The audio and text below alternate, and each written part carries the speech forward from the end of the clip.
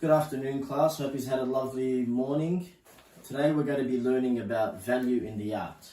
So we're going to be learning what is value, how it's produced in artwork, why artists use value, and where to find value in our day-to-day lives. Basically, how can we locate value? Why is value important to our day-to-day lives?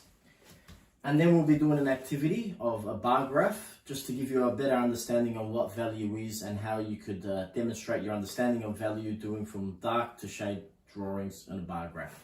So first off, to understand value, what is value? What is value in an art? Value refers to the lightness and darkness of the color.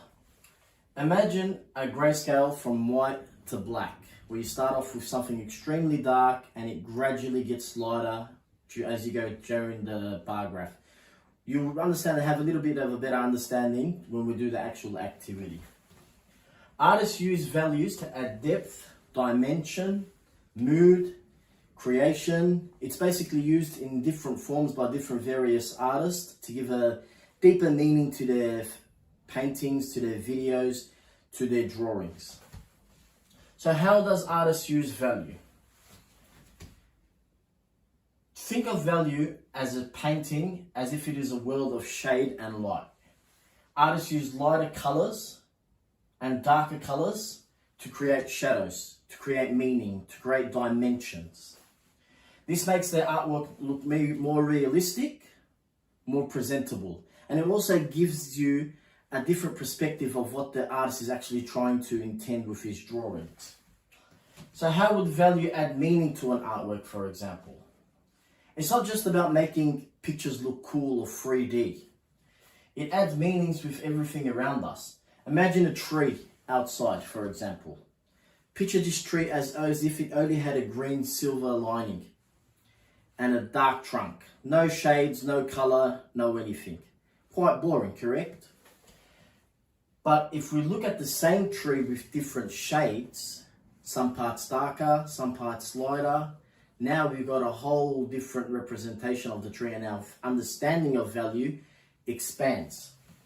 So by looking at the value in the tree, we could see what time of the day it is, we can see the play of the shadow, we can see the dark parts. Suddenly the tree becomes to life. It's now not just a blank, empty canvas with a green outlining, but rather different volumes of shade and different values within the tree. It's given us a whole new meaning to the tree. For example, a famous painting created by Vincent van Gogh, who used the value in excellent, exquisite ways, and he's probably the most famous artist to use value in his paintings. You can see he's used value and volumes of shade here to represent this beautiful painting called The Starry Night. We've got dark outlinings, we've got brighter shades of blue and green, we've got the bright, vibrant sun, we've got stars all around. And it's just basically a repetition of the same color in different shades, which is what value is all about. It gives meaning to this life. And this connects back to how does value express emotions. Value can express emotions and create different atmospheres. You see it a lot in movies when something scary or spooky or intense is about to happen. You know, it cuts to a shady area, a darkened room. This is all value. And when something happy is happening in a bright festive occasion, it's a bright day, it's sunny. This is value adding meaning to the occasion. Here you can see Vincent used value in his paintings to express his emotions. What could you tell about his use of value here and shade? It looks dark, it's a little bit intimidating, it's raw emotions. It looks like a painter who's been going through troubled times. It's just a raw expression of emotions. Perhaps a better understanding of how to create value is created on a bar graph, which is the next activity we'll be doing. For that, I'll be showing you how to do it first, and then you'll be breaking up into groups of teams in order to attempt it yourself.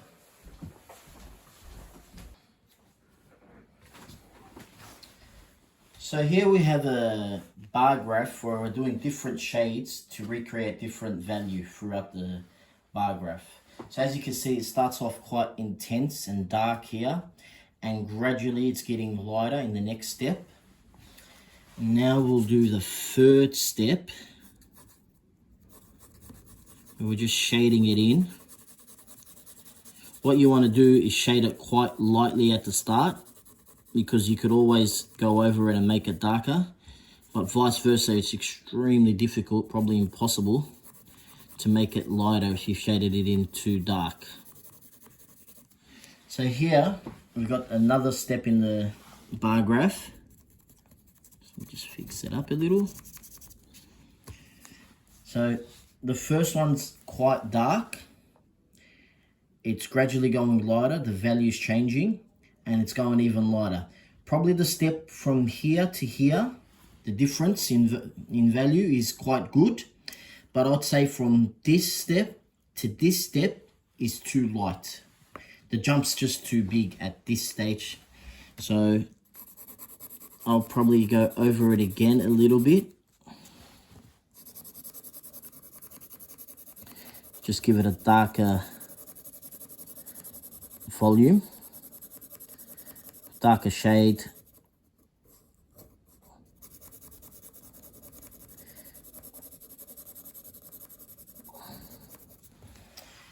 And that's probably a little bit closer. From this step to this step is probably a lesser jump than it previously was. So then you continue going down the bar graph. As you can see, I've got two different pencils here. One's a free H and one's a H, which is always wise to have different shades of pencils if you're doing this activity. So we'll start again by gently shading in the graph. And we don't want to make it too light nor too dark. We just want to gradually go down in the value. And the key here is to make it the jump to be quite consistent from the first to the last. A consistent jump. And then we'll give another attempt here and we'll peel back the sticky tape to see how it comes out.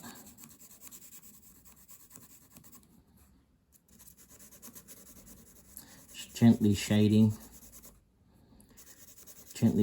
away. It's all about pressure and applying pressure as well.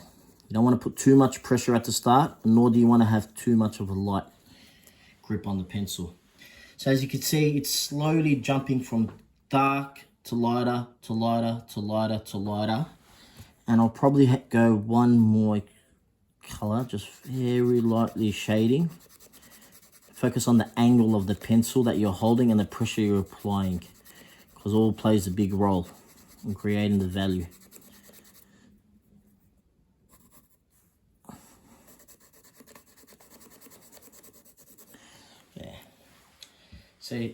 So the bar graph's just going gradually from light, dark, all the way down to light. And if we peel this sticky tape off, as a teacher of mine once said, it's one of the great pleasures in life. And I have to agree with him on that one.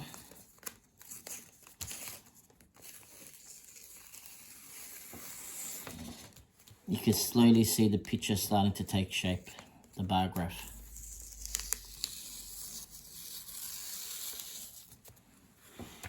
There we go.